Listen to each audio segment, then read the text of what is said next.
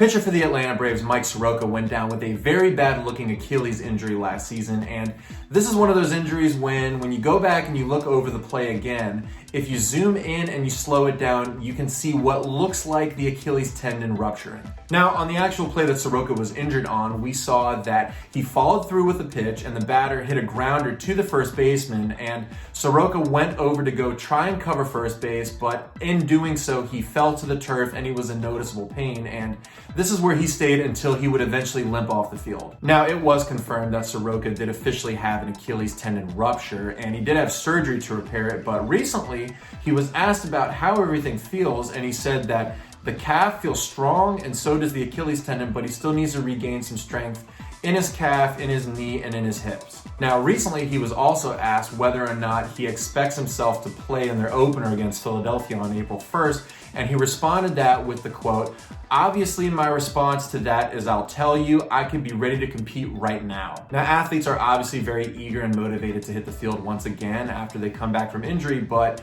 this exact time frame would place Soroka at almost that 8-month mark from when he had the injury. Now, since some may not be too familiar with the anatomy of an Achilles tendon rupture like this, or they may not be too familiar with the recovery time frame and what all that entails, we're going to go ahead and take a look at that in today's video. Welcome, baseball fans. For those of you that aren't familiar with me, my name is Nick Gallo and I'm a doctor of physical therapy. And with today's video, we're going to take a very close look at Mike Soroka's Achilles tendon rupture last season and also take a look at his timeline of recovery. First, I'm going to start off by showing the play that Soroka was injured on so that we get a good visualization for his exact mechanism of injury. Then I'll go over the anatomy associated with an Achilles tendon rupture. And finally, I'll go over the typical time frame for somebody who suffers this type of an injury and has an Achilles tendon repair. If you like today's video and you find it informative, please hit that thumbs up and subscribe to the channel because I will be making more videos in the future regarding sports injuries, rehabilitation, and other physical therapy related content. Also, if you have any comments or questions, please leave those in the section below. Now to begin, let's take a look at the play that Soroka was injured on. We see here Soroka follows through with the pitch and the grounders hit to the first baseman, but we see Soroka fall to the turf and he's in noticeable pain. After the play, he'll attempt to limp off of the field, but you can see that he's really struggling to walk at this point. Here in the slow motion replay, we see as he follows through, everything looks okay, but as he plants right here, it looks like the tendon ruptures in his right leg. Now here I have a model of the foot and ankle, and so I'm going to go ahead and turn it so we can see the back portion or the posterior portion of that leg because that's where the calf musculature is located. And so that group of muscles that forms the calf is actually formed up by 3 separate muscles, and they are the gastrocnemius, the soleus, and the plantaris muscles. And so they'll form that calf musculature and they'll come on down into a common tendon that attaches to this calcaneus or to the heel bone here, and that's what we know as the Achilles tendon. Now, this group of muscles in the calf and the Achilles tendon are very involved in a motion at the foot and ankle known as plantar flexion.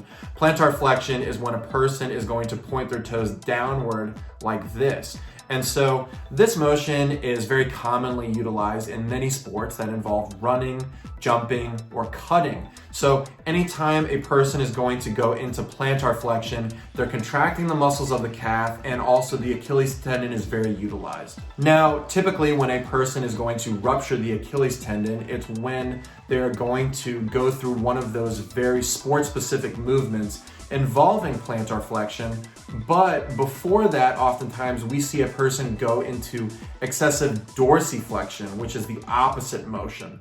And so that's exactly what we saw in Soroka's case. We saw him follow through with a pitch where sometimes it can happen when the Achilles tendon is contracted during that motion, but right afterwards, as he went to go and try to cover first base, we saw him step back and go into extreme dorsiflexion, and that's where we saw what looked like the Achilles tendon rupture. Fairly recently, we saw a similar type of injury with Kevin Durant a few years ago when he went to go plant and drive to the basket. We saw what looked like his Achilles tendon rupture, and we also saw something very similar happen to Marcus Smart in the NBA. However, his was just a calf strain, but in Soroka's case, we can see that as it looks like it's rupturing, it's going fully up and down the leg, and that is most likely the event when the Achilles tendon rupture occurred. Now, anytime a person suffered these Achilles tendon ruptures, there's always a few questions. Why did it happen? Could this be prevented? And so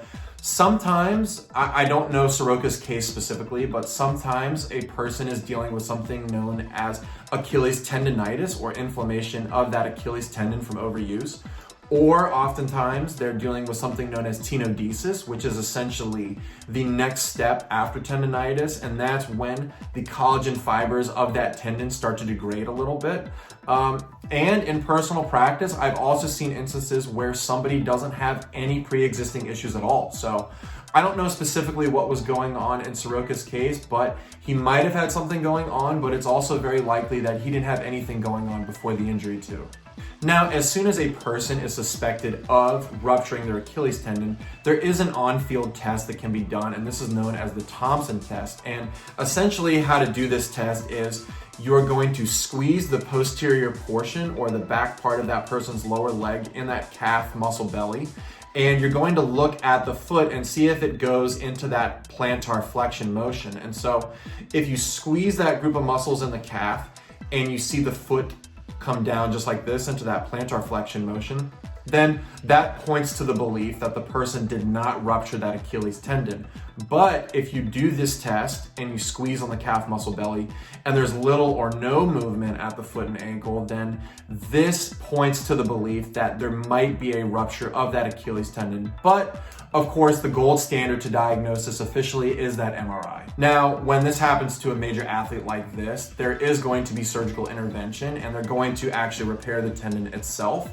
And so let's go ahead and we'll talk about time frame. So we know Soroka injured his Achilles tendon on August 3rd, 2020, and they're asking about the dates, April 1st, 2021. So this would leave him at about 8 months after injury. Now, right after a person has this Achilles tendon rupture repair, they're gonna go through a period where the tendon itself is going to be immobilized so that it can heal properly. But after that, they're gonna go through physical therapy so that they can regain range of motion and strength back to where it was before. And so normally in this rehab process, at about the 6-month mark is when a person can start to work in sport-specific movements again. And generally speaking, a person can go back to heavy-duty sports at about 8 to 9 months from surgery. Now, given this, I do think it's very possible that Soroka can make it for April 1st, because that would put him at about 8 months from his injury.